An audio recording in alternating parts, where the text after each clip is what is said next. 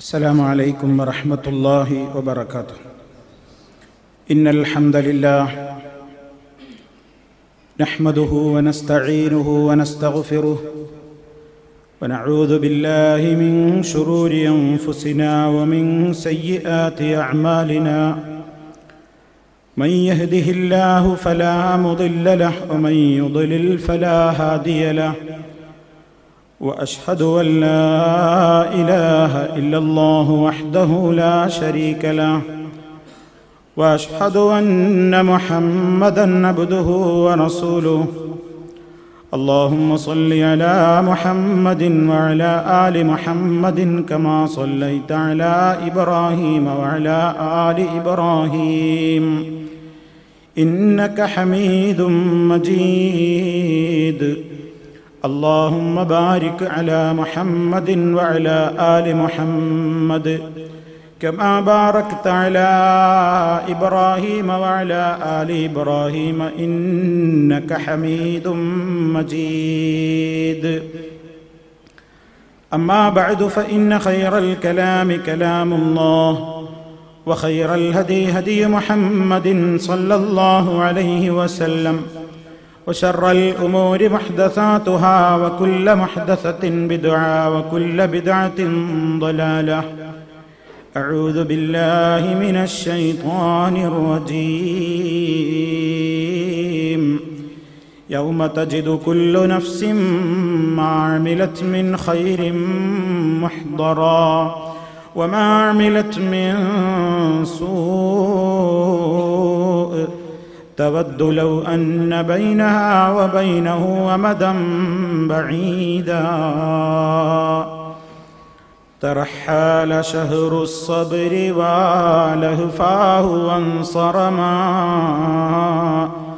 واختص بالفوز في الجنات من خدما. وأصبح الغافل المسكين منكسرا مثلي فيا ويحه يا عظم ما حرما. من فاته الزرع في وقت البذار فما تراه يحصد إلا الهم والندما. طوبى لمن كانت التقوى بضاعته في شهره وبحبل الله معتصما. സ്നേഹമുള്ള സഹോദരന്മാരെ, സഹോദരികളെ, സത്യവിശ്വാസികളെ, വിശ്വാസിനികളെ, സുഹൃത്തുക്കളെ, അല്ലാഹു സുബ്ഹാനഹു വ തആലയുടെ അപാരമായ അനുഗ്രഹത്താൽ പരിശുദ്ധ റമളാനിന്റെയും ഈദ് ആഘോഷത്തിന്റെയും ശേഷം ഇതുപോലൊരു വേദിയിൽ വീണ്ടും നാം ഒന്നിച്ചു ചേർന്നിരിക്കുകയാണ്. അല്ലാഹു സുബ്ഹാനഹു വ തആല എല്ലാ രൂപത്തിലുള്ള അനുഗ്രഹങ്ങളും നമ്മിൽ സദാ വർഷിച്ചുകൊണ്ടിരിക്കുമാറാകട്ടെ. സഹോദരങ്ങളെ, സത്യവിശ്വാസികളായ നാം പരിശുദ്ധമായ ഈ റമളാനിന്റെ ശേഷം അവരുടെ ജീവിതത്തെ വളരെയേറെ ശ്രദ്ധയിലും ഭക്തിയിലുമൊക്കെ നിലനിർത്തുവാനുള്ള സജീവമായ ശ്രമങ്ങളിൽ ഏർപ്പെടേണ്ടവരാണ്. പരിശുദ്ധമായ ഒരു മാസക്കാലം കഴിഞ്ഞുപോയപ്പോഴേക്ക് റമളാൻ കഴിഞ്ഞു എന്ന എല്ലാ രൂപത്തിലുള്ള അടയാളങ്ങളും രാജ്യത്തൊട്ടാകെ പ്രത്യക്ഷമായിരിക്കുകയാണ്. അവയുടെ പ്രതിഫലനങ്ങൾ പള്ളികളിൽ നാം കാണുന്നു. പല രൂപത്തിലുള്ള സന്ദർഭങ്ങളിലൂടെ നാം അത് മനസ്സിലാക്കുകയും ചെയ്യുകയാണ്. ഇത്തരം ഒരു സാഹചര്യത്തിൽ സത്യവിശ്വാസികളായ നമ്മെ സംബന്ധിച്ചിടത്തോളം റമളാൻ കഴിഞ്ഞ് ശവ്വാലിലേക്ക് കടന്നിട്ടുള്ള നമ്മുടെ മനസ്സിലുണ്ടാകേണ്ടുന്ന ഏറ്റവും പ്രധാനപ്പെട്ട ഭയം എന്റെ കർമ്മങ്ങൾ അല്ലാഹുവിന്റെ അടുക്കൽ സ്വീകരിക്കപ്പെടാതെ പോയേക്കുമോ എന്ന ഭയമാണ്. നാം എപ്പോഴും ഓർക്കേണ്ടത് അല്ലാഹു സുബ്ഹാനഹു വ തആലയുടെ ഒരു വചനം, ഇന്നമാ യതഖബ്ബലുല്ലാഹു മിനൽ മുത്തഖീൻ. അല്ലാഹു സുബ്ഹാനഹു വ തആല സ്വീകരിക്കുന്നത് മുത്തഖീങ്ങളിൽ നിന്ന് മാത്രമാണ്, തഖ്വയുള്ളവരിൽ നിന്ന് മാത്രമാണ് അല്ലാഹു സ്വീകരിക്കുക എന്ന് ഒരു പ്രത്യേക സന്ദർഭത്തെ ഉണർത്തിക്കൊണ്ട് അല്ലാഹു സുബ്ഹാനഹു വ തആല പരിശുദ്ധ ഖുർആനിലൂടെ നമ്മെ അറിയിച്ചു തരുന്നുണ്ട്. നാം മനസ്സിലാക്കുക, മഹാന്മാരായ മുൻഗാമികൾ ഏതൊരു കർമ്മത്തിന്റെയും ശേഷം അതിന്റെ സ്വീകാര്യതയ്ക്ക് വേണ്ടി നിരന്തരം പ്രാർത്ഥിച്ചിരുന്നവരും സ്വീകരിക്കപ്പെടാതെ പോയേക്കുമോ എന്ന് ഉത്കണ്ഠപ്പെട്ടവരുമായിരുന്നു എന്ന് വിശുദ്ധ ഖുർആനിന്റെ വ്യാഖ്യാനങ്ങളിലും ചരിത്ര ഗ്രന്ഥങ്ങളിലും നമുക്ക് കാണുവാൻ സാധിക്കും. പരിശുദ്ധ ഖുർആനിൽ വല്ലദീന യുഅ്തൂന മാ അതൗ വഖുലൂബുഹും വജിലത്തുൻ അന്നഹും ഇലാ റബ്ബിഹിം റാജിഊൻ, അവർ നൽകുന്ന ദാനധർമ്മങ്ങൾ, ആ ദാനധർമ്മങ്ങൾ അവർ നൽകുമ്പോൾ വിശ്വാസികളെ പറ്റി ഖുർആൻ പറയുന്നുണ്ട്, അവരുടെ ഹൃദയങ്ങൾ പിടക്കുകയാണ്, തങ്ങളുടെ റബ്ബിങ്കലേക്ക് മടങ്ങിച്ചെല്ലേണ്ടവരാണല്ലോ എന്ന ഭയവും ഉത്കണ്ഠയും അവരുടെ മനസ്സുകളെ പിടികൂടുകയാണ്. ഈ ആയത്തിന്റെ തഫ്സീർ എടുത്ത് പരിശോധിച്ചു നോക്കിയാൽ ഖുർആൻ വ്യാഖ്യാതാക്കളെല്ലാം പറഞ്ഞ ഒരു സംഭവം അതിൽ കാണാം. ഈ ആയത്തിൽ പറയുന്നത് മുഅ്മിനീങ്ങളെ സംബന്ധിച്ച്, വിശ്വാസികളെ സംബന്ധിച്ച് പറയുന്ന കൂട്ടത്തിൽ അവര് വലിയ പേടിയുള്ളവരാണ് പടച്ച തമ്പുരാന്റെ അടുക്കലേക്ക് തിരിച്ചു ചെല്ലുന്നതിൽ എന്ന ആശയം അതിലുണ്ട്. ഈ ആയത്ത് കേട്ടപ്പോൾ മഹദിയായ സയ്യിദത്ത് ആയിഷ റളിയല്ലാഹു അൻഹ അല്ലാഹുവിന്റെ റസൂൽ സല്ലല്ലാഹു അലൈഹി വസല്ലമിനോട് ചോദിച്ചു, പ്രവാചകരെ, ഈ ആളുകൾക്ക് അള്ളാഹനെ കണ്ടുമുട്ടുമ്പോൾ വലിയ ഭയമാണെന്ന് പറയാൻ കാരണം അവർ മദ്യപിക്കുന്നതുകൊണ്ടും വ്യഭിചരിക്കുന്നതുകൊണ്ടും അതല്ലെങ്കിൽ മറ്റേതെങ്കിലും ഹറാമായ പ്രവൃത്തികൾ ചെയ്തിരുന്നവരായതുകൊണ്ടാണോ? അവരെ പറ്റിയാണോ ഈ പറയുന്നത്? അതുകൊണ്ടാണോ അള്ളാഹുവിന്റെ അടുക്കലേക്ക് മടങ്ങിച്ചെല്ലണമല്ലോ എന്നോർത്ത് അവരുടെ ഹൃദയങ്ങൾ പിടക്കുന്നത്? നബി സല്ലല്ലാഹു അലൈഹി വസല്ലം പറഞ്ഞില്ല, ലാ യാ ബിൻത സിദ്ദീഖ്, സിദ്ദീഖിന്റെ മോളെ, അല്ല, അതല്ല അവരുടെ മനസ്സിന്റെ വേദനയുടെ ഉത്കണ്ഠയുടെ കാരണം. അവർ തെറ്റുകൾ ചെയ്തതുകൊണ്ടല്ല, മറിച്ചവർ യസൂമൂന വ യുസല്ലൂന വ യതസദ്ദഖൂന, അവർ നോമ്പെടുത്തവരാണ്, നമസ്കരിച്ചവരാണ്, ധർമ്മം ചെയ്തുകൊണ്ടിരിക്കുന്നവരാണ്, എല്ലാ നല്ല കാര്യങ്ങളിലും ഏർപ്പെടുമ്പോഴും അവരുടെ ഹൃദയങ്ങളിൽ വലിയ ഭയമുണ്ട്, ദുഃഖമുണ്ട്, പ്രയാസമുണ്ട്, ബേജാറുണ്ട്. അല്ലാ യുതഖബ്ബല മിൻഹും, ഇത് അവരിൽ നിന്ന് സ്വീകരിക്കപ്പെടാതെ പോയേക്കുമോ എന്ന്. അവരുടെ ഹൃദയങ്ങൾ പിടക്കുന്നത് അള്ളാഹുവിനെ കണ്ടുമുട്ടണമല്ലോ എന്നോർത്ത് അവരുടെ ഹൃദയങ്ങൾ പിടക്കുന്നത്, ഞാൻ ഈ കർമ്മങ്ങളൊക്കെ നിർവഹിച്ചു, നമസ്കാരം നിർവഹിച്ചു, നോമ്പ് നിർവഹിച്ചു, ഹജ്ജ് ചെയ്തു, എല്ലാ നല്ല കാര്യങ്ങളും ചെയ്തു, ഇനി ഇതിന്റെയൊക്കെ കണക്ക് നോക്കുന്ന നാളെത്തുമ്പോ, അള്ളാഹുവിന്റെ കോടതിയിലെത്തുമ്പോ ഏതാണ് ആ ദിവസം? യൗമ തജിദു കുല്ലു നഫ്സിൻ മാ അമിലത് മിൻ ഖൈരിൻ മുഹ്ദറാ വമാ അമിലത് മിൻ സൂഅ തവദ്ദു ലൗ അന്ന ബൈനഹാ വബൈനഹു അമദൻ ബഈദാ. ഓരോ ആത്മാവും കണ്ടുമുട്ടുന്ന ദിവസമാണ്, ഓരോ മനുഷ്യനും കണ്ടുമുട്ടുന്ന ദിവസമാണ്. ഓരോ ആത്മാവും മാ അമിലത്ത്, എന്താണത് പ്രവർത്തിച്ചിട്ടുള്ളതെങ്കിൽ അത് മിൻ ഖൈരിൻ, നന്മയില്ലെന്ന്, മുഹ്ളറൻ, ഇങ്ങനെ ഹാജരാക്കപ്പെട്ട നിലയിൽ കാണുകയാണ്. വമാ അമിലത്ത് മിൻ സൂഅ, ഓരോരുത്തരും ചെയ്തിട്ടുള്ള തിന്മകളും അതാ പ്രത്യക്ഷമായി കാണുകയാണ്.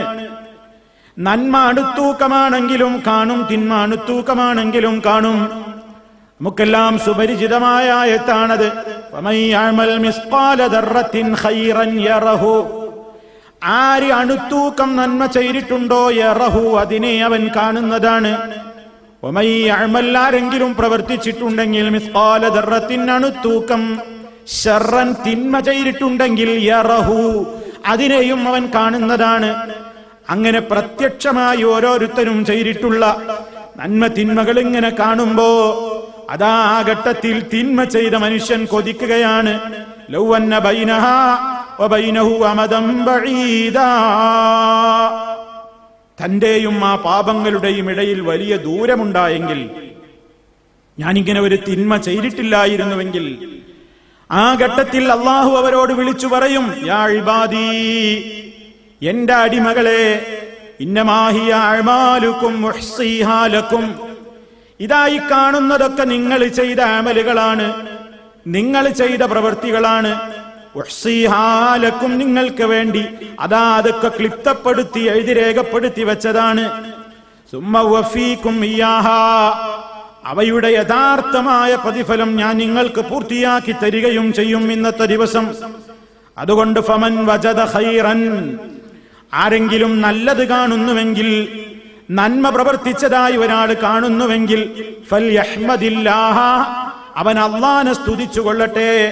വമൻ വജദ ഗൈറ ദാലിക, അതല്ലാത്തത് വല്ലതും ഒരാൾ ഇതിൽ കാണുന്നെങ്കിൽ, ഫലാ യലൂമന്ന ഇല്ലാ നഫ്സഹു, തന്നെ തന്നെ അല്ലാതെ അവൻ വിമർശിക്കേണ്ടതില്ല. അപ്പൊ അവരവര് ചെയ്തതാണ് ഈ കാണുന്നത് എന്ന് പറഞ്ഞ് കൃത്യമായി അവിടെ രേഖപ്പെട്ട് കാണുമ്പോ ഇത് അള്ളാന്റെ അടുക്കൽ എത്രമാത്രം സ്വീകരിക്കപ്പെട്ടതാകും അല്ലേ എന്നതോർത്ത് വലിയ വേദനയും വലിയ ബേജാറുമുള്ളവരാണ് വിശ്വാസികൾ എന്നാണ് ഖുർആൻ പറയുന്നത്. നിങ്ങൾ നോക്കൂ, പരിശുദ്ധ റമദാൻ കഴിഞ്ഞപ്പോ നമ്മുടെ മനസ്സിൽ അങ്ങനെ ഒരു ബേജാറ് വാസ്തവത്തിൽ വേണ്ടതാണ്. പക്ഷെ നമുക്കതുണ്ടോ? നമ്മൾ പ്രാർത്ഥിക്കാറുണ്ടോ ഇപ്പോഴും, അല്ലാഹുവേ എന്റെ റമദാനിലെ നോമ്പ് സ്വീകരിക്കണേ എന്ന് നമ്മൾ പ്രാർത്ഥിക്കാറുണ്ടോ? ആ ചെയ്ത കർമ്മങ്ങൾ സ്വീകരിച്ചോ ഇല്ലേ എന്നതിനെ കുറിച്ച് നമുക്ക് വേദനയുണ്ടോ? നമുക്ക് അതിലുള്ള ബേജാറുണ്ടോ, ഉത്കണ്ഠയുണ്ടോ? അത് വേണം, അത് ഈമാനിന്റെ ലക്ഷണമാണെന്നാണ് ഖുർആൻ പറയുന്നത്. ഇതാണ് പ്രിയപ്പെട്ടവരെ നമ്മുടെ മനസ്സിലുണ്ടാകേണ്ടത്. നമ്മൾ എപ്പോഴും ഓർക്കാറുള്ള ഒരു ചരിത്രമാണ്. മഹാനായ ഇബ്രാഹിം നബി അലൈഹിസ്സലാമും ഇസ്മായിൽ നബി അലൈഹിസ്സലാമും പരിശുദ്ധ കഅബാലയത്തിന്റെ നിർമ്മാണം പൂർത്തിയായി കഴിഞ്ഞ ഉടനെ അവരിരുവരും പ്രാർത്ഥിച്ച പ്രാർത്ഥന എന്താണ്? ഖുർആനിൽ ഒരൊറ്റ സ്ഥലത്താണല്ലോ നമ്മൾ സ്വീകരിക്കണേ എന്ന് പറയുന്ന പ്രാർത്ഥന ഖുർആനിൽ ഒരു സ്ഥലത്താ ഉള്ളത്. റബ്ബനാ തഖബ്ബൽ മിന്നാ ഇന്നക അൻതസ് സമീഉൽ അലീം, ഞങ്ങളുടെ റബ്ബേ ഞങ്ങളിൽ നിന്ന് സ്വീകരിക്കണമേ, നീ എല്ലാം കേൾക്കുന്നവനും എല്ലാം അറിയുന്നവനുമാണല്ലോ. ആ വചനം ഖുർആനിൽ ഒരു സ്ഥലത്താ ഉള്ളത്. അതെവിടെയാ വന്നത്? ഖുർആനിലെ 2-ാമത്തെ അധ്യായമായ സൂറത്തുൽ ബഖറയിൽ. ഏതാണത് സന്ദർഭം? ഇബ്രാഹിം നബിയും ഇസ്മായിൽ നബിയും പ്രാർത്ഥിച്ച നേരമാണ് ആ പറയുന്ന സന്ദർഭം. എപ്പോഴാണ് അവർ പ്രാർത്ഥിച്ചത്? അള്ളാന്റെ കൽപ്പന പ്രകാരം പരിശുദ്ധ കഅബാലയം നിർമ്മിച്ചതിന്റെ ശേഷം. പടച്ച റബ്ബാണ് നിർദ്ദേശിക്കുന്നത്. ചെയ്യുന്ന കർമ്മമോ ഈ ലോകത്ത് ഏറ്റവും പവിത്രമായ പള്ളിയുടെ ആ കഅബാലയത്തിന്റെ നിർമ്മാണമാണ്. ചെയ്തവരാരാണ്? അള്ളാഹുവിന്റെ അടുക്കൽ ഏറ്റവും സ്വീകാര്യയോഗ്യരായ 2 പ്രവാചകന്മാരുമാണ്. നിർദ്ദേശിച്ചവൻ മഹാൻ, ചെയ്ത കാര്യം ഏറ്റവും വിലപ്പെട്ടത്, ചെയ്തവരോ മഹാന്മാർ. എന്നിട്ടും അവരുടെ മനസ്സിൽ ബേജാറ്. സ്വീകരിക്കാതെ പോകുമോ? ഇത് വല്ല കുറ്റവും കുറവും ഉണ്ടായിട്ട് നാളെ പരലോകത്തെത്തുമ്പോ ഈ നിർമ്മിച്ചതിന്റെ കൂലി ഇല്ലാതെ പോകുമോ? വല്ല നിയത്തിൽ വല്ല കളങ്കവും വന്നുപോയോ? എന്തെങ്കിലും സംഭവിക്കോ? ആ 2 പ്രവാചകന്മാർക്കും പേടി. അതുകൊണ്ടാണ് രണ്ടാളും പ്രാർത്ഥിക്കുന്നു, ഇത് യർഫഉ ഇബ്രാഹീമുൽ ഖവാഇദ മിനൽ ബൈത്തി വ ഇസ്മാഈൽ എന്ന് പറഞ്ഞിട്ടാണ് അല്ലാഹ് പറയുന്നത്, റബ്ബനാ തഖബ്ബൽ മിന്നാ ഇന്നക അൻതസ് സമീഉൽ അലീം. കഅബ നിർമ്മാണം പൂർത്തിയാക്കിയതിന്റെ ശേഷം ഇബ്രാഹിം നബിയും ഇസ്മായിൽ നബിയും കൂടെ പ്രാർത്ഥിച്ച പ്രാർത്ഥനയാണ് ഖുർആനിൽ കാണുന്ന റബ്ബനാ തഖബ്ബൽ മിന്നാ ഇന്നക അൻതസ് സമീഉൽ അലീം. നമ്മളൊന്ന് ആലോചിച്ചു നോക്കൂ, നമ്മളൊക്കെ അപ്പൊ എത്ര തവണ ദുആ ചെയ്യണം? എത്ര തവണ പ്രിയപ്പെട്ടവരെ നമ്മൾ ദുആ ചെയ്യണം? ഒരു റമദാൻ കഴിഞ്ഞു, നമ്മൾ നോമ്പെടുത്തു, 30 നോമ്പെടുത്തു. പടച്ചോനെ, അതിൽ എത്രണ്ണം കബൂലായിട്ടുണ്ടാകും? എന്തൊക്കെ അതിൽ സംഭവിച്ചിരിക്കാം? ഫിത്ർ സക്കാത്ത് നൽകി, നിർബന്ധ സക്കാത്ത് നൽകി, തറാവീഹ് നമസ്കരിച്ചു, അതുപോലെ തന്നെ ഖുർആൻ ഓതി, കുറെ ഖത്മുകൾ ഓതി തീർക്കാൻ പരിശ്രമിച്ചു, അധ്വാനിച്ചു, നല്ല നല്ല കാര്യങ്ങൾ പറഞ്ഞു, നല്ല നല്ല വേദികളിൽ എത്തി, ഒരുപാട് നന്മയിൽ മുന്നേറാൻ നമുക്ക് സാധിച്ചു. പക്ഷേ ഇതിന്റെയൊക്കെ കണക്ക് നോക്കുന്ന ദിവസം അള്ളാഹുവിന്റെ അടുക്കൽ എത്തുമ്പോൾ എന്തായിരിക്കും ഇതിന്റെയൊക്കെ സ്ഥിതി എന്ന ഒരു ബേജാറ് നമ്മുടെ മനസ്സിലുണ്ടാകണം. മഹാന്മാരായ മുൻഗാമികളായ സലഫുസ് സാലിഹീങ്ങളെ സംബന്ധിച്ചുള്ള ചരിത്രത്തിൽ നമുക്ക് കാണാം.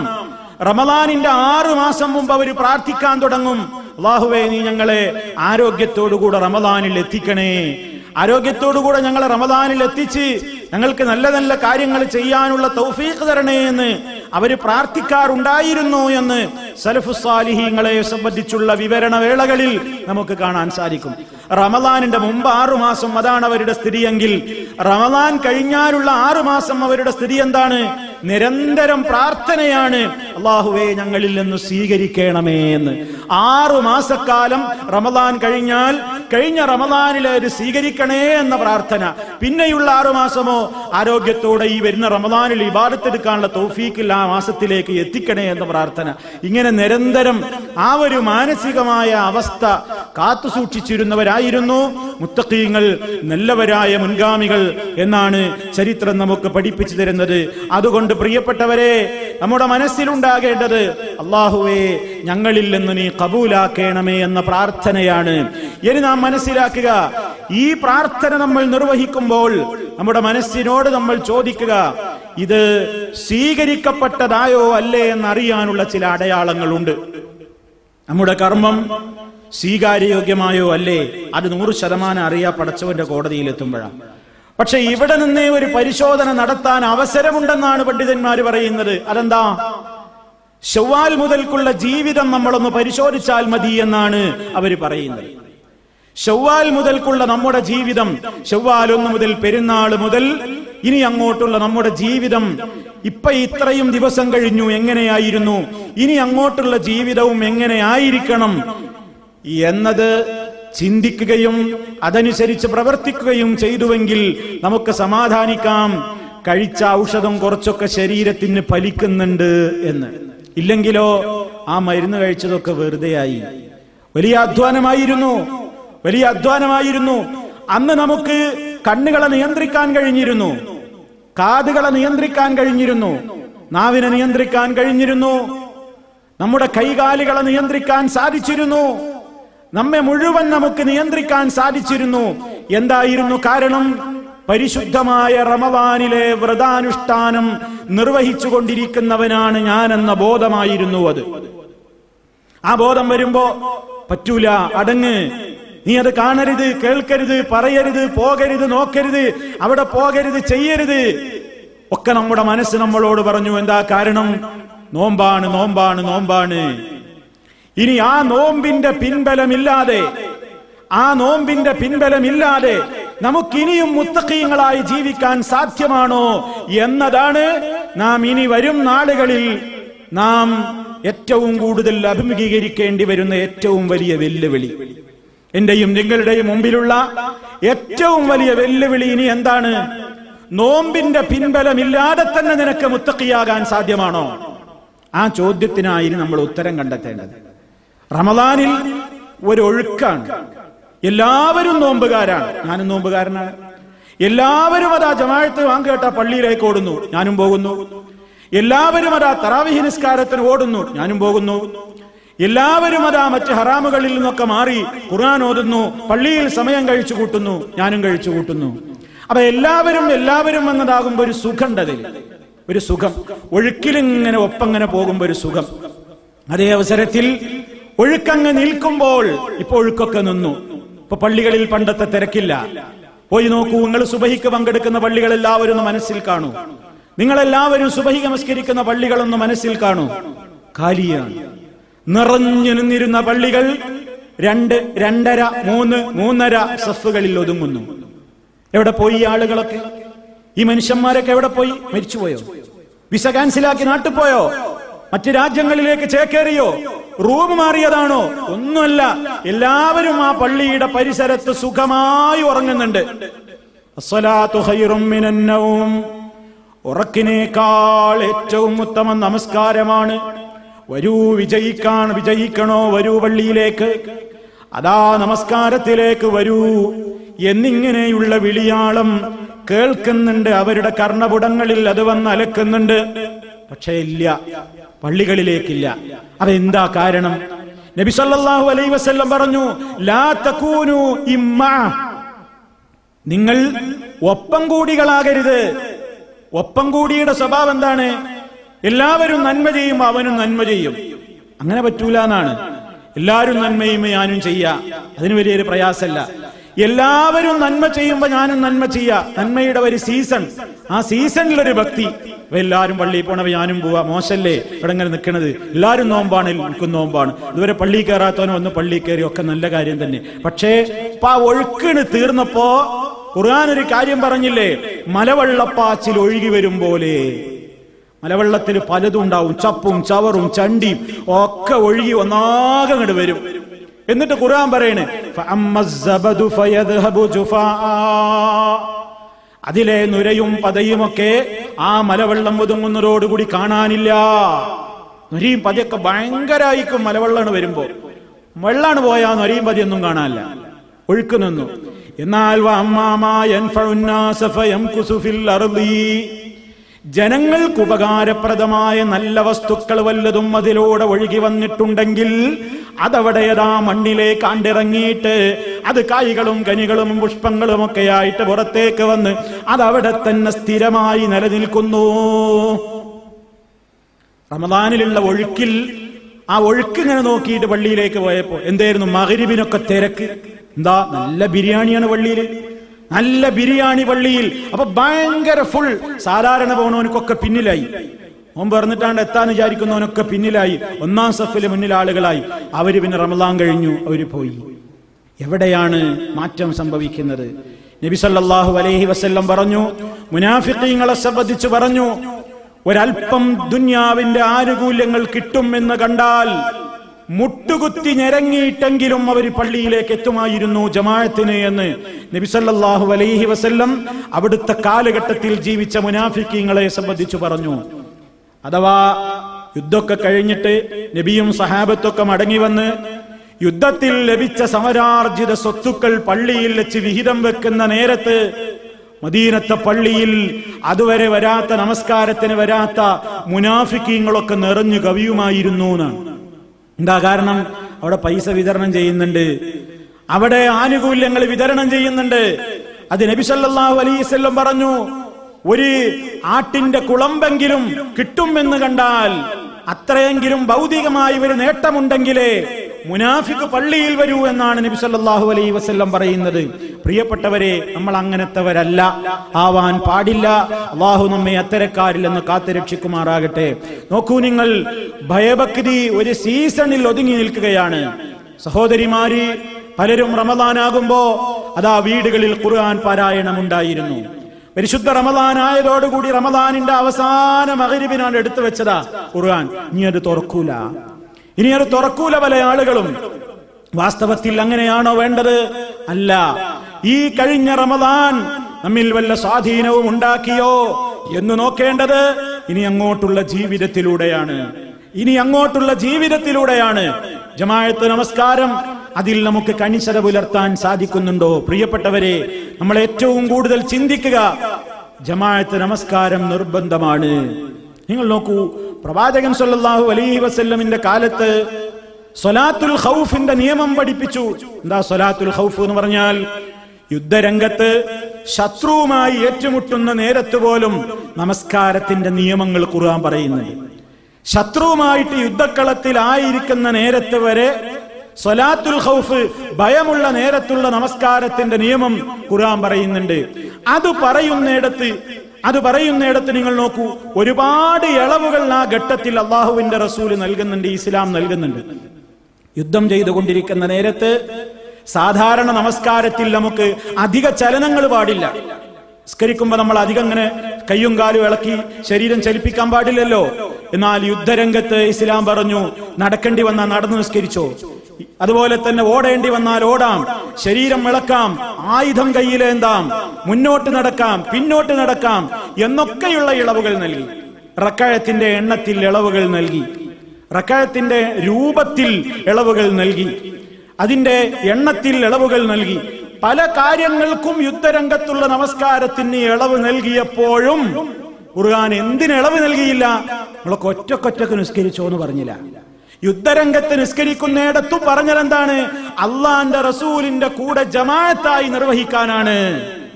നോക്കൂ നിങ്ങൾ, യുദ്ധരംഗത്ത് ഓരോരുത്തരും ഒറ്റക്കൊറ്റക്ക് തമ്പിൽ പോയി നമസ്കരിച്ചോളൂ, നിങ്ങളുടെ ടെന്റുകളിൽ പോയി ഒറ്റക്കൊറ്റക്ക് നമസ്കാരം നിർവഹിച്ചോളൂ എന്ന ഇളവാണ് നൽകിയിരുന്നതെങ്കിൽ അവർക്ക് ഓടേണ്ടിയിരുന്നില്ല, അവരുടെ എണ്ണം കുറഞ്ഞേണ്ടിയിരുന്നില്ല, റക്അത്തിന്റെ എണ്ണം ചുരുക്കേണ്ടിയിരുന്നില്ല, നിസ്കാരത്തിന്റെ രൂപങ്ങളിൽ മാറ്റം വരുത്തേണ്ടിയിരുന്നില്ല.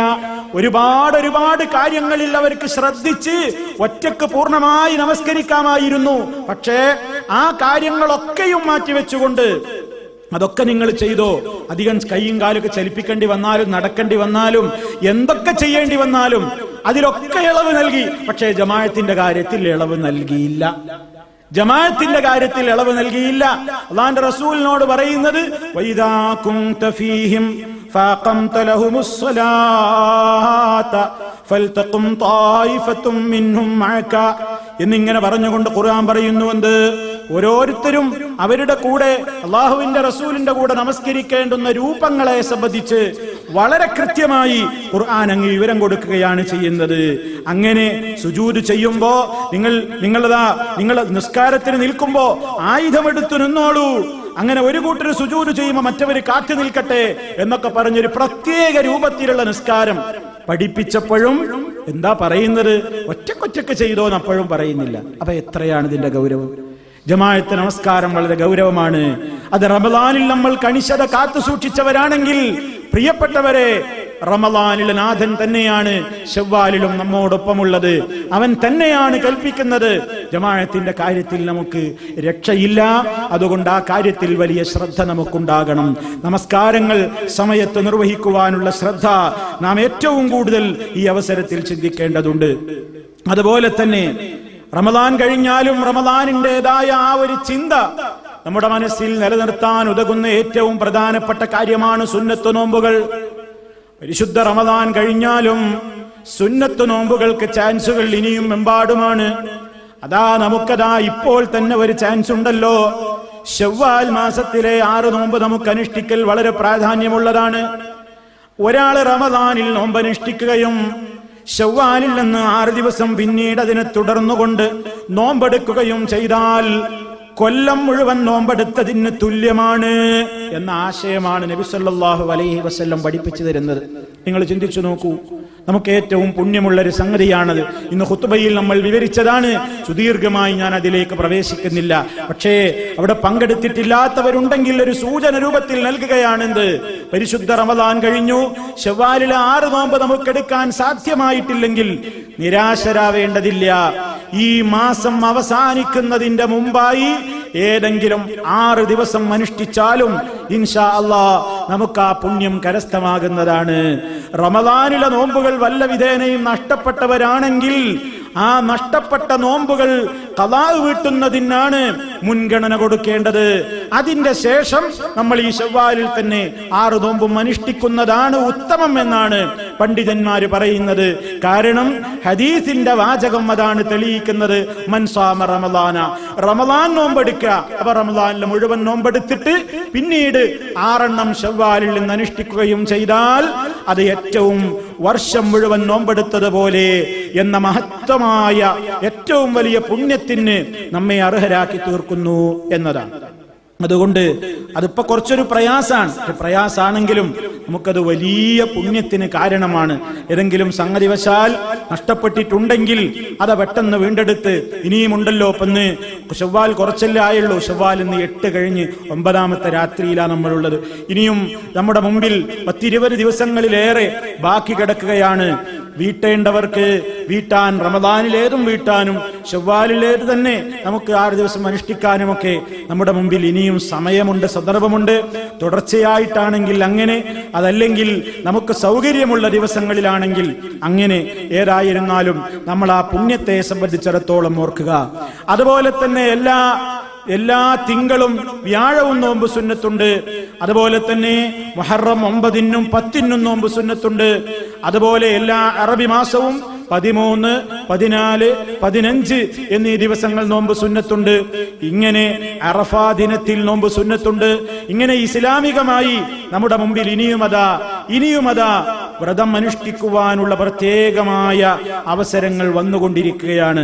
ഒരാൾക്ക് ദിവസം മുഴുവൻ ഞാൻ നോമ്പെടുക്കട്ടെയോ എന്ന് നബി സല്ലല്ലാഹു അലൈഹി വസല്ലമയോട് ഒരാൾ ചോദിച്ചു. ഒരാൾ ചോദിച്ചു, ഞാൻ ദിവസം മുഴുവൻ നോമ്പെടുക്കട്ടെയോ? പാടില്ല എന്ന് പറഞ്ഞു.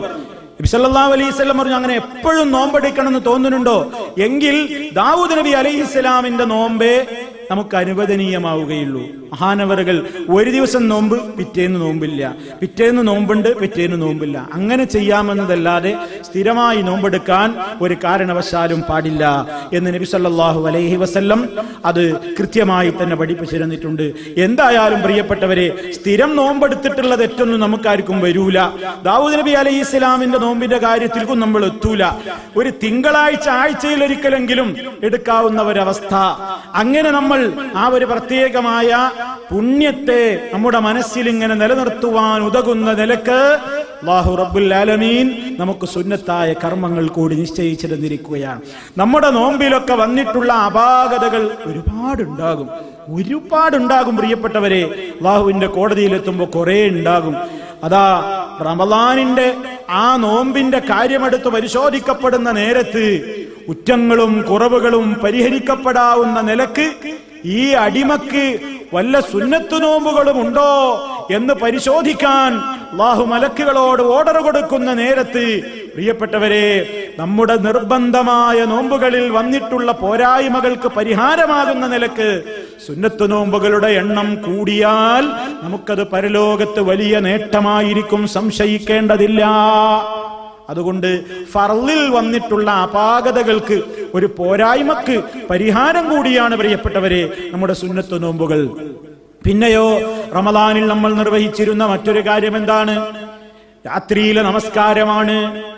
റമളാനിലാകുമ്പോൾ നീണ്ട നമസ്കാരത്തിനിടക്ക് സഹാബിമാരുടെ കാലത്തൊക്കെ സുദീർഘമായി നിസ്കരിക്കുമ്പോ ഒരു റെസ്റ്റ് അതിന്റെ ഇടക്ക് വരുന്നു എന്ന നിലക്ക് തറാവീഹ് എന്ന പേര് വന്നതാണ്. റസൂൽ സല്ലല്ലാഹു അലൈഹി വസല്ലമിന്റെ കാലത്ത് തറാവീഹ് എന്ന ഒരു പേരില്ല. അങ്ങനെ ഒരു പേരിൽ ഒരു പ്രത്യേകമായ നമസ്കാരം അറിയപ്പെട്ടിട്ടില്ല. പിൽക്കാലത്ത് ഈ ദൈർഘ്യതയ്ക്ക് ഇടക്ക് അതാ 2 റക്അത്തും 4 റക്അത്തും ഒക്കെ കഴിഞ്ഞിട്ട് ഇടക്ക് കുറച്ചു നേരം റെസ്റ്റ് എടുത്തിട്ട് വീണ്ടും നമസ്കാരത്തിലേക്ക് പ്രവേശിച്ചിരുന്നത് കൊണ്ട് ഈ റെസ്റ്റ് എടുക്കുക എന്ന അർത്ഥം വരുന്ന തറാവീഹ് എന്ന പേര് വന്നതാണ്. വാസ്തവത്തിൽ അത് രാത്രിയിലെ നമസ്കാരം തന്നെയാണ്. അതെല്ലാ കാലത്തുമുള്ള നിസ്കാരം തന്നെയാണ്. അതാ ഇശാ നമസ്കാരം കഴിഞ്ഞിട്ട് ഫജ്റാകുന്നതിന്റെ ഇടക്കുള്ള ആ രാത്രിയുടെ സമയങ്ങളിൽ ഇടക്ക് ഏത് സമയത്തും നിർവഹിക്കാവുന്ന, എന്നാൽ ഒന്ന് ഉറങ്ങി എഴുന്നേറ്റ് നിർവഹിക്കലാണ് ഏറ്റവും പുണ്യകരം എന്ന് വിശേഷിപ്പിക്കപ്പെടുന്ന ഖിയാമുൽ ലൈൽ എന്ന നമസ്കാരമാണിത്. അള്ളാന്റെ റസൂൽ സല്ലല്ലാഹു അലൈഹി വസല്ലം ഇത് റമളാനിൽ മാത്രമല്ല ഇതിനെ ശ്രദ്ധിച്ചിട്ടുള്ളത്. നമ്മിൽ പലരും അങ്ങനെയാണല്ലോ. പക്ഷേ നബി തങ്ങളെ സംബന്ധിച്ച് മഹദിയായ ആയിഷ റളിയല്ലാഹു അൻഹ പറഞ്ഞത്, മാ കാന യസീദു ഫീ റമളാന വലാ ഫീ ഗൈരിഹി അലാ 11 റക്അ. റമളാനിലും അല്ലാത്ത കാലത്തും അവിടുന്ന് 11നേക്കാൾ അധികരിപ്പിച്ചിട്ടില്ല. അപ്പൊ അതിന്റെ അർത്ഥം എന്താ? റമളാനിലും അല്ലാത്ത കാലത്തും അല്ലാഹുവിന്റെ റസൂൽ നമസ്കരിച്ചു.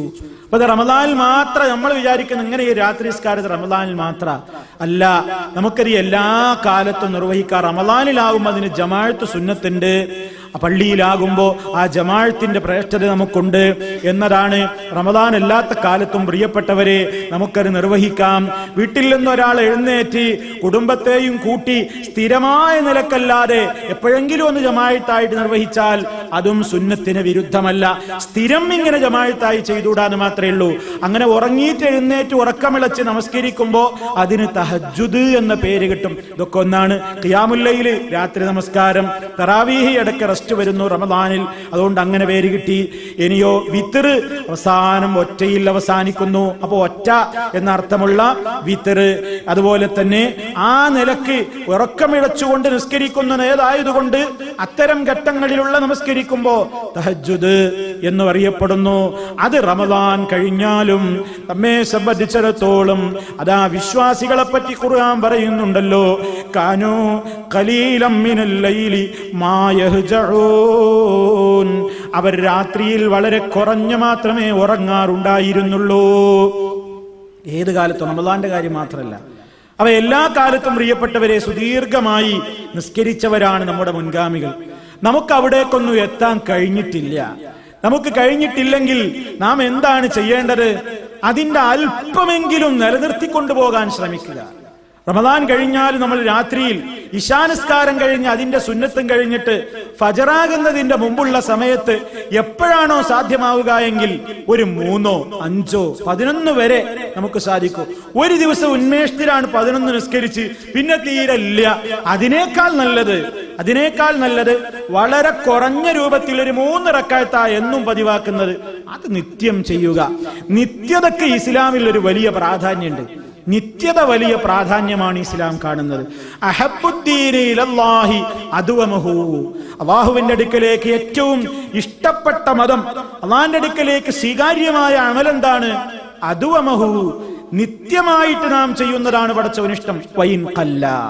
വൈൻ ഖല്ല, അത് വളരെ കുറഞ്ഞതാണെങ്കിലും, കുറച്ചേ ചെയ്യുന്നുള്ളൂ എങ്കിലും സ്ഥിരം ചെയ്യലാണ് അള്ളാഹുവിന് ഏറ്റവും ഇഷ്ടം.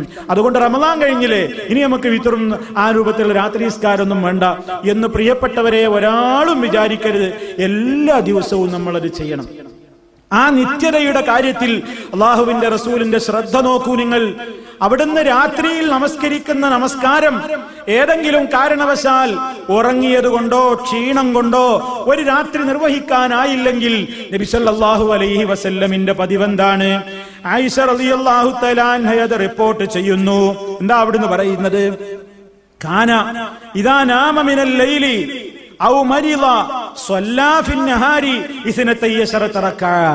അല്ലാഹുവിന്റെ റസൂലിന്റെ പതിവായിരുന്നു രാത്രിയിൽ വല്ല ദിവസവും ഉറങ്ങിപ്പോയാൽ, ഔ മരിള, അല്ലെങ്കിൽ അല്ലാഹുവിന്റെ റസൂലിന് രാത്രിയിൽ വല്ല അസുഖം ഉണ്ടായാൽ, ഫിന്നഹാരി സ്വല്ലാ ഫിന്നഹാരി, പകൽ നേരത്തെ റസൂലുള്ള നിസ്കരിക്കും 12 റക്അ, 12 റക്അത്ത് അവിടുന്ന് നിസ്കരിക്കാറുണ്ട്.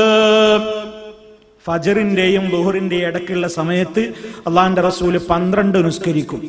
അങ്ങനെ 12 ആവാൻ കാരണം സ്ഥിരമായിട്ട് നമ്മൾ ചെയ്യുന്ന റക്അത്ത് എത്രയാണെങ്കിൽ ആ ഒറ്റയായ എണ്ണത്തെ ഇരട്ടയാക്കണം പകൽ നിസ്കരിക്കുമ്പോന്നാണ്.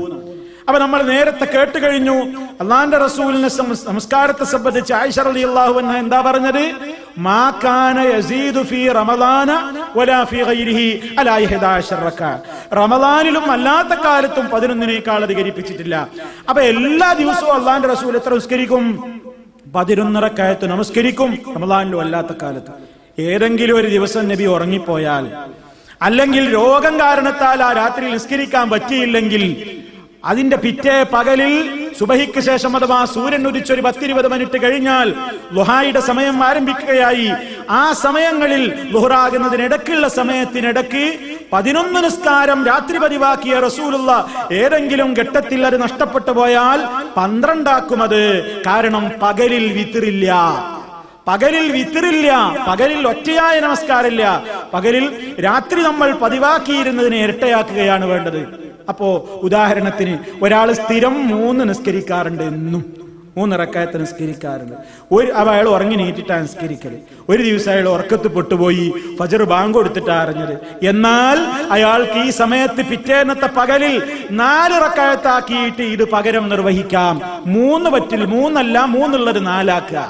3 ഉള്ളത് 4, 5 നിസ്കരിച്ചിരുന്നവൻ 6 ആക്കുക, 7 ആണെങ്കിൽ 8 ആക്കുക, 9 ആയിരുന്നുവെങ്കിൽ 10 ആക്കുക, 11 ആയിരുന്നുവെങ്കിൽ 12 ആക്കുക. അതാണ് ഈ ഹദീസിനെ വിശദീകരിച്ചുകൊണ്ട് പണ്ഡിതന്മാര് പറയുന്നത്. അപ്പോ അങ്ങനെ ആ കാര്യത്തിൽ ഒരു നിത്യത അല്ലാഹുവിന്റെ റസൂൽ സല്ലല്ലാഹു അലൈഹി വസല്ലം ചെയ്തിരുന്നു. നിങ്ങൾ നോക്കൂ, നബി സല്ലല്ലാഹു അലൈഹി വസല്ലം ചെയ്തിരുന്നതൊക്കെ നിത്യത നഷ്ടപ്പെടാതിരിക്കാൻ ശ്രദ്ധിക്കാറുണ്ടായിരുന്നു എന്നാണ്. ഒരു കൊല്ലം അല്ലാഹുവിന്റെ റസൂൽ സല്ലല്ലാഹു അലൈഹി വസല്ലം ഇഅ്തികാഫ് ഒഴിവാക്കി. എന്താ കാരണം എന്നറിയോ? എന്താ കാരണം? പള്ളി ചെന്ന് നോക്കുമ്പോൾ ഇഅ്തികാഫിന് വേണ്ടിയിട്ട് ഭാര്യമാരൊക്കെ ഉണ്ട് ഇഅ്തികാഫിന്. അപ്പൊ പിറ്റൊരു കൊല്ലം പള്ളിയിൽ ചെന്ന് നോക്കുമ്പോൾ പള്ളിയിൽ ഇഅ്തികാഫ് ഇരിക്കുന്ന ഭാര്യമാർക്ക് വേണ്ടി ചെറിയ ടെന്റുകൾ പള്ളിയിൽ ഉണ്ടാകും. ഒരു കൊല്ലം ചെന്ന് നോക്കുമ്പോ പള്ളി മുഴുവൻ ടെന്റ്. അതായത് ഭാര്യമാര് കുറെ ആൾക്കാരിരുന്നത്. അപ്പൊ നബി സല്ലല്ലാഹു അലൈഹി വസല്ലം ചോദിച്ചു, നിങ്ങളിത് മത്സരത്തിന് വേണ്ടിയാണോ? മത്സരത്തിന് വേണ്ടി അവരിരുന്നു, എന്നാ ഞാനും ഇരിക്കും. ആ നിലക്കുള്ള ഒരു പ്രത്യേക വാശിയും മത്സരവും, ഒരു വേണ്ടാത്തൊരു മത്സരം വന്നപ്പോ നബി സല്ലല്ലാഹു അലൈഹി വസല്ലം പറഞ്ഞു, എല്ലാ ടെന്റും പൊളിച്ചാണി, നിങ്ങളൊന്നും ഉദ്ദേശം ശരിയല്ല എന്ന് പറഞ്ഞിട്ട് നബി സല്ലല്ലാഹു അലൈഹി വസല്ലം ടെന്റൊക്കെ പൊളിപ്പിച്ചു. ഓരോടൊക്കെ പറഞ്ഞു, നിങ്ങൾ ഇത്തിക്കാഫ് ഇരിക്കണ്ട, പോ ഇത്തിക്കാഫ് ഇരിക്കണ്ട. അന്ന് അള്ളാന്റെ റസൂലും ആ വിഷമം കാരണത്താൽ ഇത്തിക്കാഫ് ഇരുന്നില്ല. പിറ്റേ കൊല്ലം അതിന് പകരമായിട്ട് 20 ദിവസമാണ് ഇത്തിക്കാഫ് ഇരുന്നത്. അപ്പൊ നോക്കൂ, ഒരു 10 നഷ്ടപ്പെട്ടപ്പോ അത് പിന്നെയും വീണ്ടെടുക്കാൻ അത് ശ്രദ്ധിച്ച് ചെയ്യാണ് എന്നർത്ഥം. അതാണ് ഞാൻ സൂചിപ്പിക്കുന്നത്. ചില ആൾക്കാർ ഈ ടെന്റ് പൊളിച്ചു കളഞ്ഞ ഹദീസൊക്കെ പറഞ്ഞിട്ട് പറയുന്നുണ്ട്, പള്ളിയിൽ ഇത്തിക്കാഫ് ഇരിക്കണ ഭാര്യമാരെ അല്ലാഹുവിന്റെ റസൂൽ അടിച്ചു പുറത്താക്കിയിട്ടുണ്ട്, ഒരു പെണ്ണുങ്ങൾക്ക് പള്ളിയിൽ കയറാൻ പാടില്ല എന്ന് ചില ആളുകൾ ഇത് ദുർവ്യാഖ്യാനിക്കാറുണ്ട്. ഇത് സംഭവം വേറെ കേട്ടോ. ഇത് പ്രശ്നം അവര് പള്ളിയിൽ വന്നതോ ഇത്തിക്കാഫ് ഇരുന്നതോ ഒന്നുമല്ല പ്രശ്നം. ചെറിയ ഒരു ഭാര്യമാരാണല്ലോ, പെണ്ണുങ്ങളല്ലേ, ഒരു ചെറിയൊരു അപ്പുറം ഇപ്പുറം ഒരു നേരിയ രൂപത്തിലൊരു വേണ്ടാവാശി മത്സരം വന്നപ്പോ നിങ്ങളെ നീയത്ത് ശരിയല്ല, പൊളിച്ചാണിയൊക്കെ പൊയ്ക്കോളി എന്ന് പറഞ്ഞത്. അതല്ലാതെ അള്ളാന്റെ റസൂൽ ഇത്തിക്കാഫ് തടഞ്ഞതൊന്നുമല്ല. അങ്ങനെയാണെങ്കിൽ ഇത്തിക്കാഫ് പെണ്ണുങ്ങൾക്ക് പള്ളിയിൽ പാടില്ലെന്നായിരുന്നു അള്ളാഹുവിന്റെ റസൂലിന്റെ സഹാബത്തിന്റെ അഥവാ റസൂൽ സല്ലല്ലാഹു അലൈഹി വസല്ലമിന്റെ ഭാര്യമാര് മനസ്സിലാക്കിയിരുന്നതെങ്കിൽ നബി സല്ലല്ലാഹു അലൈഹി വസല്ലമിന്റെ കാലശേഷം റസൂലുള്ളാഹിന്റെ വഫാത്തിന്റെ ശേഷം ഭാര്യമാര് ഇത്തിക്കാഫിരുന്നു എന്ന് കാണുമായിരുന്നില്ല. അവരാരും റസൂലുള്ളാഹിനെ ധിക്കരിക്കുന്നവരൊന്നുമല്ല. അപ്പൊ അതന്ന് പ്രത്യേകം ഒരു സന്ദർഭമായിരുന്നു എന്ന് നമ്മൾ മനസ്സിലാക്കണം. അത് സാന്ദർഭികമായി ഉണർത്തി എന്ന് മാത്രം. അപ്പൊ നോക്കൂ, നഷ്ടപ്പെട്ടത് ഒരിക്കലും നഷ്ടപ്പെട്ടു പോകാതെ തന്നെ അതിങ്ങനെ വീണ്ടും വീണ്ടും കൊണ്ടുവരാനും അതിന്റെ കാര്യത്തിൽ ജാഗ്രത പുലർത്താനും നബി സല്ലല്ലാഹു അലൈഹി വസല്ലം ശ്രദ്ധിക്കാറുണ്ട്. അങ്ങനെ വേറെയും ചില സംഭവങ്ങൾ നമുക്ക് കാണാൻ സാധിക്കും. നബി സല്ലല്ലാഹു അലൈഹി വസല്ലം ഒരിക്കൽ സുബഹി നമസ്കാരത്തിന്റെ ശേഷം നമസ്കരിച്ച ഉടനെ ബിലാൽ റളിയല്ലാഹു തആല അൻഹുവിനോട് ചോദിച്ചല്ലോ, ബിലാൽ ഹദ്ദിസിനി ബി അർജാ അമലിൻ, ബിലാലെ നീ എനിക്ക് പറഞ്ഞതായോ എന്തൊരു മുന്തിയ പ്രവൃത്തിയാണ് ഇസ്ലാമിൽ നീ നിർവഹിക്കാറുള്ളത്? കാരണം സ്വർഗത്തിൽ എന്റെ മുമ്പിലതാ ഇങ്ങനെ ചെരുപ്പിന്റെ ശബ്ദം ഞാൻ കേട്ടല്ലോ ബിലാലെ, നിന്റെ ചെരുപ്പിന്റെ ശബ്ദമാണല്ലോ സ്വർഗത്തിൽ ഞാൻ എന്റെ മുന്നിൽ കേട്ടത്. എന്ത് പ്രവൃത്തിയിലാണ് നീ വലിയ കണിശതയും നിത്യതയും പുലർത്താറുള്ളത്? ഏറ്റവും നീ ശ്രദ്ധിക്കുന്ന കാര്യം ഏതാണ്? അപ്പോ ബിലാൽ റളിയല്ലാഹു തആല അൻഹു പറഞ്ഞ എന്താണ്? ഞാൻ എപ്പോ ശുദ്ധീകരണം വരുത്തിയാലും അത് രാത്രിയാകട്ടെ, ഫീ സാഅത്തിൻ മിൻ ലൈലിൻ വലാ നഹാർ, രാത്രിയാകട്ടെ പകലാവട്ടെ, ഞാൻ വുളു എടുത്തു കഴിഞ്ഞാൽ ആ വുളു കൊണ്ട് ഞാൻ ഉടനെ എന്ത് ചെയ്യും? ഞാൻ നമസ്കാരം പതിവാക്കാറുണ്ട്. അപ്പൊ വുളു എടുത്താലുള്ള ഒരു 2 റക്അത്ത് സുന്നത്തുണ്ട്.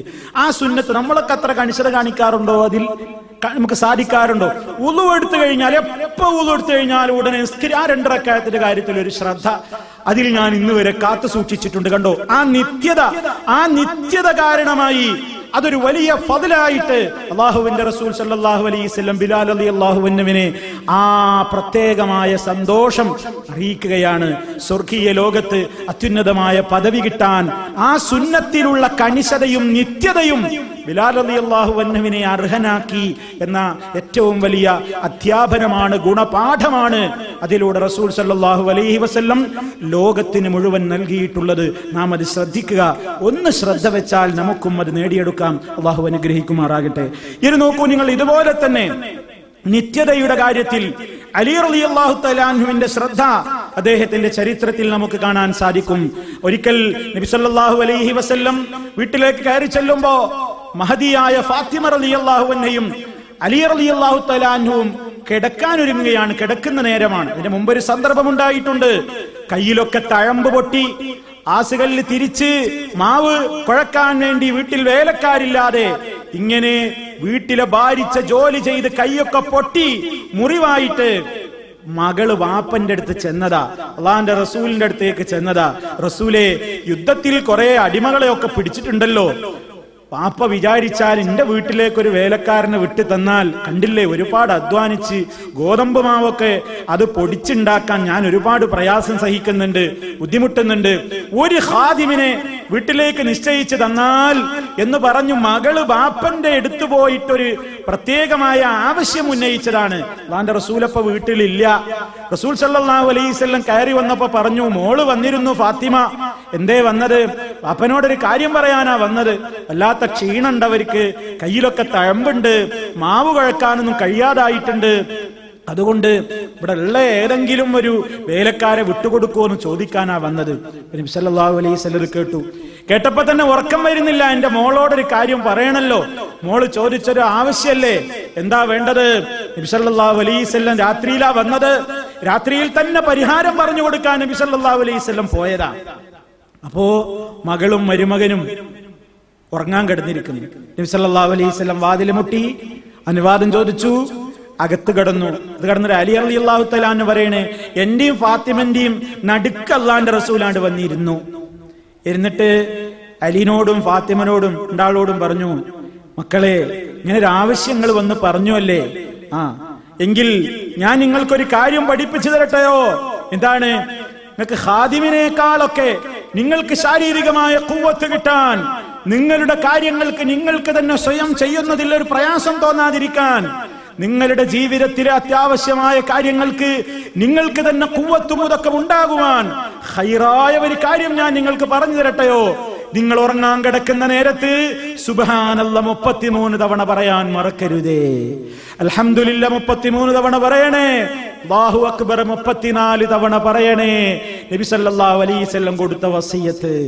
ഉറങ്ങാൻ കിടക്കുന്ന നേരത്ത് സുബ്ഹാനല്ലാഹ് 33, അൽഹംദുലില്ലാഹ് 33, അല്ലാഹു അക്ബർ 34, അങ്ങനെ 100 എണ്ണം തികച്ച് ഉറങ്ങുന്നതിന് മുമ്പുള്ള പല അദ്കാറുകളുടെ അദ്ഇയത്തുകളുടെ കൂട്ടത്തിൽ, ദുആകളുടെ ദിക്റുകളുടെ കൂട്ടത്തിൽ വളരെ പ്രസിദ്ധമായ ഒരു സംഗതിയാണ് നബി സല്ലല്ലാഹു അലൈഹി വസല്ലം ഒരു വേലക്കാരനെ നിശ്ചയിച്ചു തരണം എന്ന് പോയി ആവശ്യപ്പെട്ട മകൾക്കും മരുമകനും കൊടുക്കുന്ന വസിയത്ത്.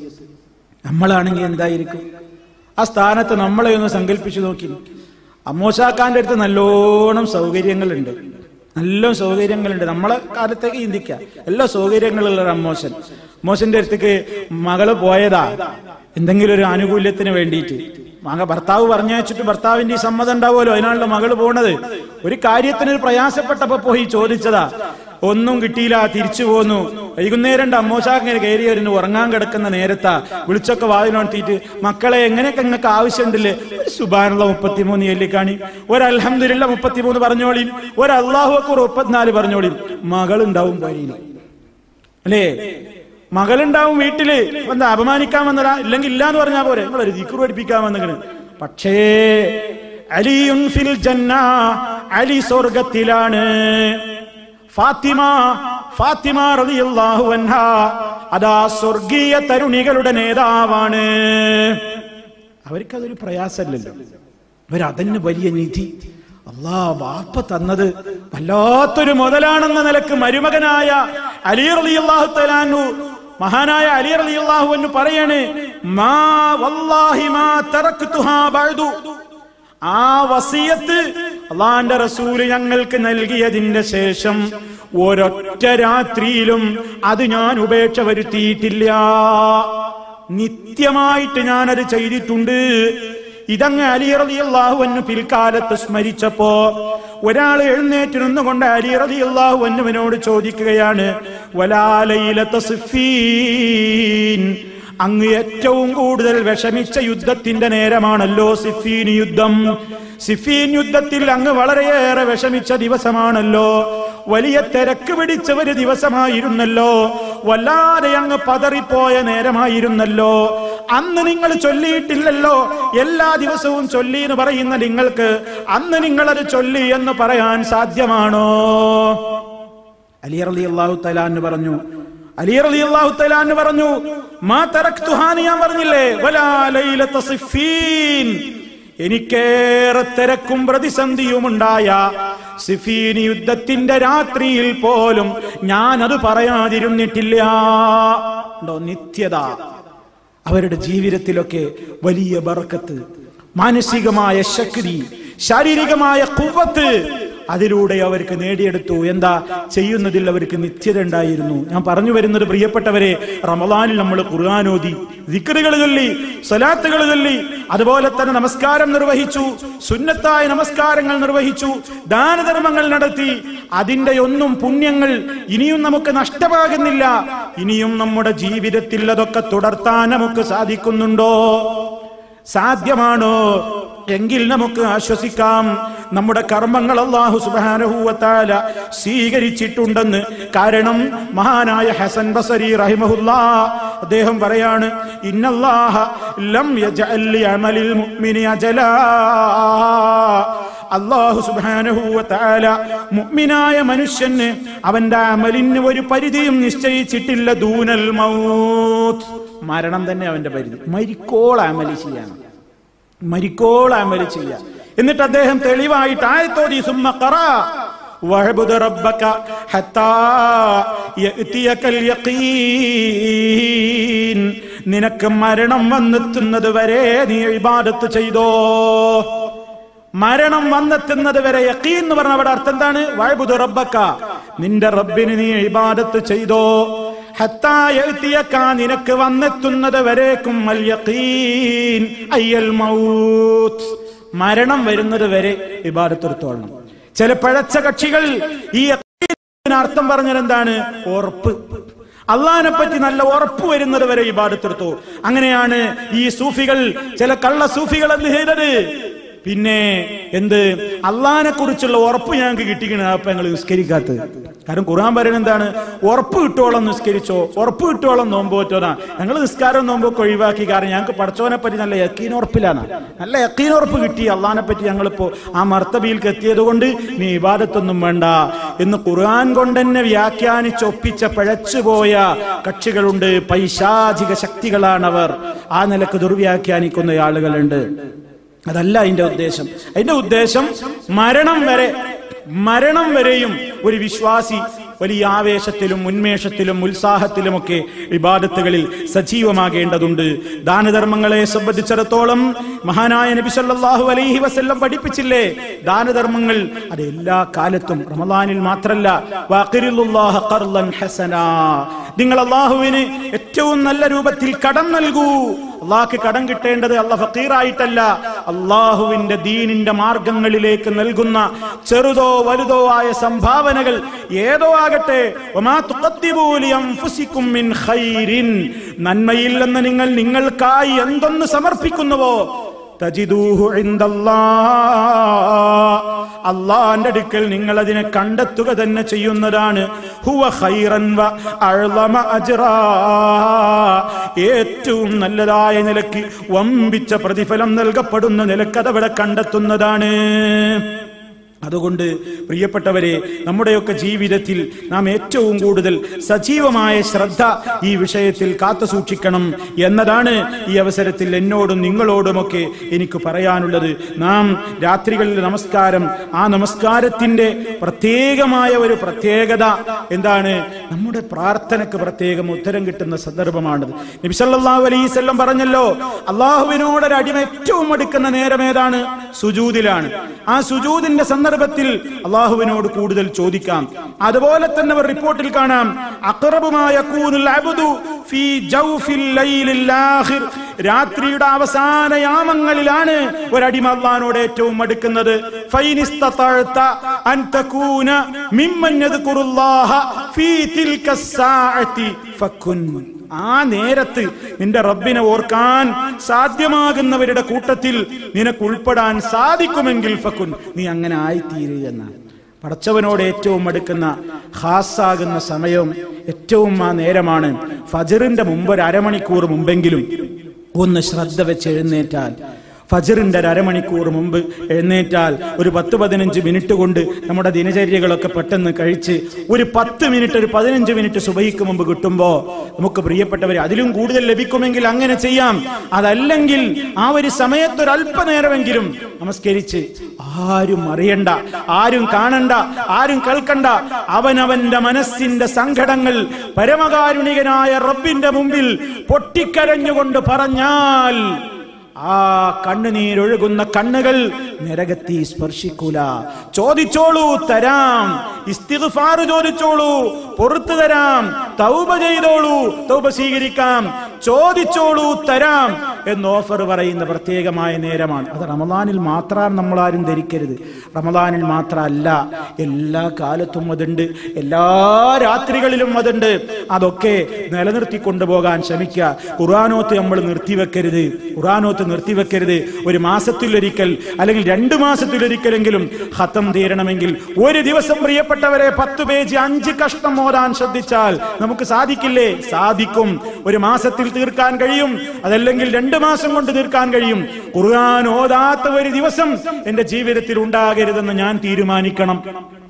ഖുർആൻ ഓതാത്തൊരു ദിവസം എന്റെ ജീവിതത്തിൽ ഉണ്ടാകരുത്. അല്പമെങ്കിലും പ്രിയപ്പെട്ടവരെ നാം അതിൽ ശ്രദ്ധയുള്ളവരാകണം. സുന്നത്ത് നമസ്കാരങ്ങൾ വീട്ടിൽ വെച്ച് നിർവഹിക്കുക. അതുപോലെ തന്നെ നല്ലവരുമായിട്ടുള്ള മുജാലസത്ത്, അവരുമായി വേദി പങ്കിടലും അത്തരത്തിലുള്ള ആളുകളുമായിട്ടുള്ള സഹവാസങ്ങളും കൂട്ടുകെട്ടുകളുമൊക്കെ നമ്മെ നന്മയിലേക്ക് എത്തിച്ചേർക്കും. അതൊക്കെ റമദാൻ കഴിഞ്ഞാലും ശ്രദ്ധിക്കണം. റൂമുകളിലുള്ളവരാരെന്ന് കൃത്യമായി പരിശോധിക്കണം. എങ്ങനത്തെ ആളുകളാണ് റൂമുകളിൽ നാം മനസ്സിലാക്കണം. മോശപ്പെട്ട വിശ്വാസമുള്ളവർ, പിഴച്ചുപോയ കക്ഷികളിലെ അംഗങ്ങൾ അവരുടെ കൂടെയൊക്കെ ജീവിക്കുമ്പോൾ വളരെയേറെ ശ്രദ്ധിക്കേണ്ടതുണ്ട്. അവരുടെ രോഗങ്ങൾ നമ്മിലേക്ക് പകരാൻ പാടില്ല. അവരുടെ വിശ്വാസ രോഗങ്ങൾ പകരരുത്, കർമ്മരോഗങ്ങൾ പകരരുത്, അവരുടെ ഒരു രോഗങ്ങളും നമ്മിലേക്ക് പകരരുത്. കാരണം റമദാൻ മാസത്തിലൊക്കെ ഓഫാക്കിയിട്ട് മനുഷ്യന്മാരിപ്പോ എല്ലാം തുടങ്ങിയിരിക്കുകയാണ്. റൂമുകളിലൊക്കെ സിനിമകൾ, സീരിയലുകൾ, പാട്ടുകൾ എല്ലാം സജീവമായിരിക്കുകയാണ്. പ്രിയപ്പെട്ടവരെ, ഖുർആൻ ഓതിയ ഈ കണ്ണുകൾ കൊണ്ട് ഇനി നമ്മളത് കാണണ്ട, ഇനി അത് കാണണ്ട. ഖുർആൻ കേട്ട കാതുകളാണിത്. ഇനി ഇതുകൊണ്ട് നമുക്ക് ഈ മ്യൂസിക് കേൾക്കണ്ട. ഇനി ഹറാമായ ഒരു ഭാഗത്തേക്കും എന്റെ കണ്ണ് പോകില്ല, എന്റെ മക്കളുടെ കണ്ണു പോകാൻ ഞാൻ സമ്മതിക്കൂല, ഈ വീട്ടിൽ അത് ഇനി പാടില്ല എന്ന് ഈമാനുള്ള പെണ്ണുങ്ങൾ തീരുമാനിക്കണം, ഈമാനുള്ള ആണുങ്ങൾ തീരുമാനിക്കണം. ഈമാനുള്ള ആണുങ്ങൾ തീരുമാനിക്കുമ്പോൾ ഈമാനുള്ള പെണ്ണുങ്ങൾ ഇതിന് കൂട്ടുനിൽക്കണം. ഈമാനുള്ള പെണ്ണതിന് പ്രത്യേകമായ താല്പര്യമെടുക്കുമ്പോൾ ഭർത്താക്കന്മാരതിന് കൂട്ടുനിൽക്കണം. മക്കള് സഹകരിക്കണം, മാതാപിതാക്കൾ സഹകരിക്കണം, ഒരു റൂമിലുള്ള മുഴുവൻ ആളുകളും അതിന് സഹകരിക്കണം. എന്തിനു വേണ്ടി? പടച്ച റബ്ബിന് വേണ്ടി ഉറക്കമിളച്ച ഈ കണ്ണുകൾ ഇനി റബ്ബിന് തൃപ്തികരമല്ലാത്തതിലേക്ക് നോക്കിക്കൊണ്ട് ഉറക്കമിളക്കൂല. അതിൽ എന്റെ കാതിൽ ഞാൻ കൊടുക്കൂല. ഇനി ഒരു ഹറാമിലേക്ക് ഞാൻ പോകൂല. റമദാനിൽ നമ്മൾ പറഞ്ഞത് ഇന്നി സ്വായിം, ഇന്നി സ്വായിം, ഇന്നി സ്വായിം, ഞാൻ നോമ്പുകാരനാണ്, ഞാൻ നോമ്പുകാരനാണ്. ഇനി ഓരോ ദിവസങ്ങളിലും നമുക്ക് അത്തരത്തിലെ ദുഷിച്ച ചിന്തകൾ വരുമ്പോ നമ്മുടെ മനസ്സിനോട് നാം പറയേണ്ടത് എന്താണ്? ഞാൻ നോമ്പുകാരനായിരുന്നു, ഞാൻ മുമ്പ് നോമ്പെടുത്ത ആളാണ്, ഞാൻ നോമ്പെടുത്തവനാണ്, ഇനി എനിക്കത് കാണാൻ പറ്റൂല. ഞാൻ നോമ്പെടുത്തവനാണ്, എനിക്ക് കേൾക്കാൻ പറ്റൂല. ഞാൻ നോമ്പെടുത്തവനാണ്, എനിക്കത് പറയാൻ പറ്റൂല.